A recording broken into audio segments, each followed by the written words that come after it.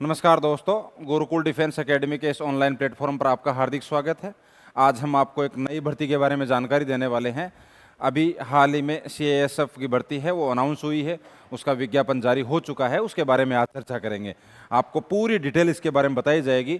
क्या इसकी योग्यता है, क्या इसकी प्रोसेस रहेगी, क्या इसका सिलेबस रहेगा, ये संपूर्ण जानकारी आपको इस वीडियो के अंदर, एक ही वीडियो के अंदर पूरी जानकारी आपको मिल जाएगी। तो देखिए, हम शुरू करते हैं। यहाँ पर देखिए, हम बात करेंगे योग्यता की, उसके बाद इसकी कितनी पोस्ट है, ये सारी बातें इसके अंदर अपन करेंगे। सबसे पहले देखिए, यहाँ पर आपको थोड़ा सा पहले मैं बता देता हूँ कि इसका जो ऑनलाइन फॉर्म है वो स्टार्ट होने वाला है। अभी ये ऑनलाइन फॉर्म स्टार्ट होगा 31 अगस्त को। 31 अगस्त से स्टार्ट होगा और इसकी लास्ट डेट है वो 30 सितंबर है। यानी आपको लगभग 1 महीने का टाइम मिलेगा, पूरा 1 महीने का आपको टाइम मिलेगा।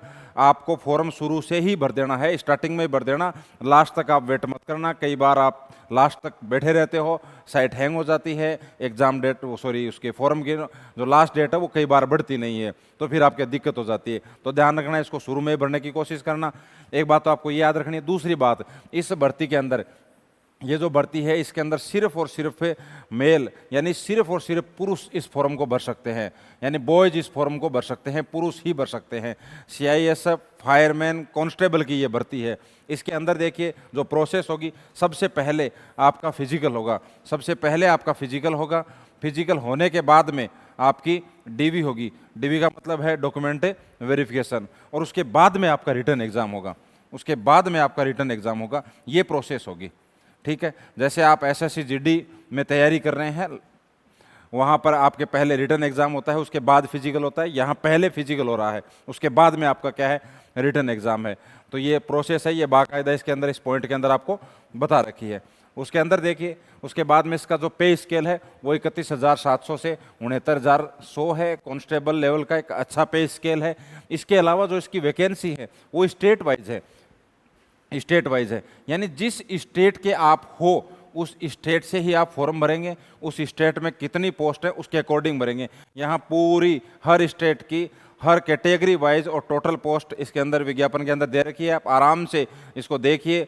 इसके अंदर जो टोटल पोस्ट दे रखी हैं यहाँ पर लास्ट में, वो टोटल पोस्ट है आपके 1130। टोटल पोस्ट कितनी है? 1130 पोस्ट है। और ये जो पोस्ट हैं ये सब कैसी हैं? स्टेट वाइज है, हर स्टेट की अलग अलग है। जैसे एग्जांपल ये उत्तर प्रदेश है, यहाँ टोटल 108 पोस्ट है। ये कैटेगरी वाइज पोस्ट है इधर, ठीक है। तो इसको थोड़ा सा आप ध्यान से पढ़ लेना। उसके बाद में देखिए, और एज लिमिट, ये थोड़ा इंपॉर्टेंट है। ये 2-3 पॉइंट है, ये थोड़े इंपॉर्टेंट है, इस पे फोकस करना, क्योंकि यहीं अपने दिक्कत आती है, अपने इधर उधर पूछते रहते हैं। सबसे पहले आपकी जो एजुकेशनल क्वालिफिकेशन है, आपकी शैक्षणिक योग्यता क्या है, इसको थोड़ा सा ध्यान से देखना, ताकि आपको पता चले कि आप फॉर्म भर सकते हैं या नहीं भर सकते।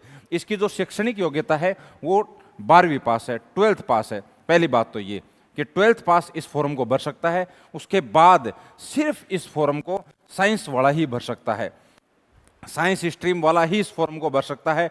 अदर स्ट्रीम का कोई भी बच्चा इस फॉर्म को नहीं भर सकता। तो ये ध्यान रखने कि साइंस वाला ही भर सकता है। ये भाई थोड़ी सी बात आपको याद रखनी है। उसके अलावा एज लिमिट, ये भी एक बड़ा फैक्टर होता है आपके लिए कि मेरी उम्र है कि नहीं है, मेरी उम्र निकल गई या फिर मेरी उम्र नहीं हुई अभी तक है। तो ये थोड़ा सा इस पर भी फोकस करो। इसकी जो एज लिमिट है वो 18 से 23 साल है। 18 से 23 साल है। और ये जो 18 से 23 साल है, ये जो काउंट होगी किसको आधार मानकर, जो डेट है वो इस फॉर्म की जो लास्ट डेट है 30 सितंबर 2024, उसको आधार मानते हुए और इसके जो डेट है उसका निर्धारण किया जाएगा, आपकी उम्र का निर्धारण किया जाएगा।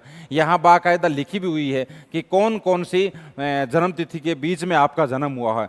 यानी 1 अक्टूबर 2001 से 30 सितंबर 2006 तक, इनके बीच में यदि आपका जन्म हुआ है तो आप इस फॉर्म को भर सकते हो। उसके बाद भी यदि आप फिर किसी अदर कैटेगरी जैसे SC ST OBC ex serviceman हो तो वहाँ पर भी आपको एज रिलैक्सेशन मिलता है। हालांकि जनरल और EWS उनके लिए उम्र यही रहेगी 18 से 23 साल। यदि SC ST का कोई कैंडिडेट है उसको 5 साल की छूट मिलेगी, OBC का यदि कैंडिडेट है उसको 3 साल की छूट मिलेगी। मतलब आप क्या करो, जो उम्र है उसमें आप जोड़ लो। यदि SC ST के हो तो आप 5 साल और जोड़ लो, यदि आप OBC को हो तो फिर 3 साल और जोड़ लो आप। तो ये बात भी याद रखनी है आपको।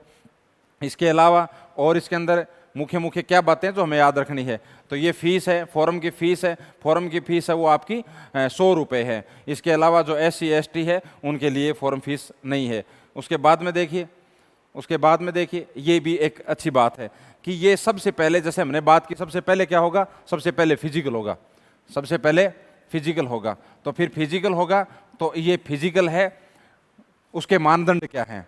तो फिजिकल है वो आपका 5 किलोमीटर की रनिंग होगी, आपको टोटल 24 मिनट का टाइम मिलेगा।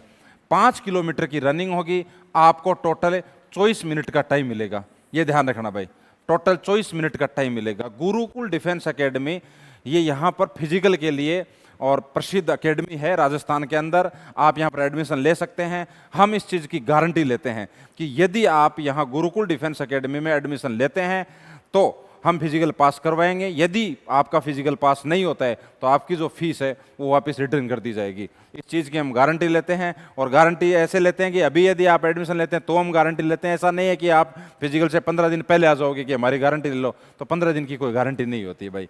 आप आइए, अभी यहाँ एडमिशन लीजिए, हम वापस आपकी फ़ीस रिटर्न करेंगे यदि आपका फिजिकल क्लियर नहीं होगा। इस बात की हम गारंटी लेते हैं।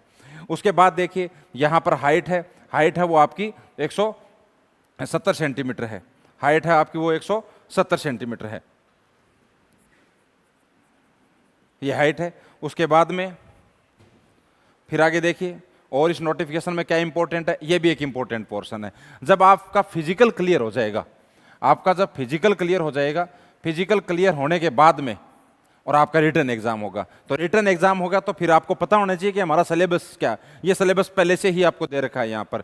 तो फिजिकल के बाद में जो आपका रिटर्न एग्जाम होता है उसका सिलेबस क्या क्या है वो यहाँ पे दे रखा है बाकायदा। कितने क्वेश्चन आएंगे, कितने कितने नंबर के होंगे। इसमें 4 पार्ट हैं। पहला पार्ट है एक जीके का पार्ट है, उसके बाद में एक मैथ्स का पार्ट है, मैथमेटिक्स का पार्ट है, एक आपके रीजनिंग का पार्ट है, और एक आपके हिंदी या इंग्लिश का पार्ट है।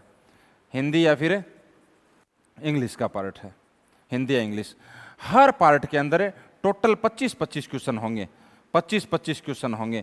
25 जीके, 25 मैथ, 25 क्वेश्चन आपके रीजनिंग के होंगे, और यही 25 क्वेश्चन आपके हिंदी या इंग्लिश के होंगे। हिंदी इंग्लिश का मतलब यह है कि आप इन दोनों में से एक चूज कर सकते हो। यदि आपकी स्ट्रॉन्ग हिंदी है तो आप हिंदी चूज करोगे, यदि आपका स्ट्रॉन्ग इंग्लिश है तो फिर आप इंग्लिश को चूज करेंगे।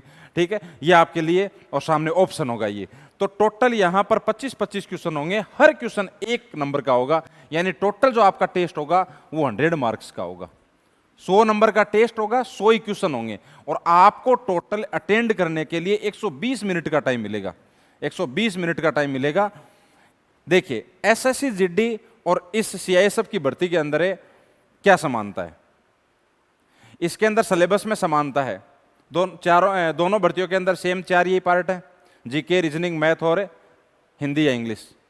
वहां आपको हर पार्ट के अंदर 20 क्वेश्चन मिलते हैं, यहां आपको हर पार्ट के अंदर टोटल 25 क्वेश्चन मिलेंगे।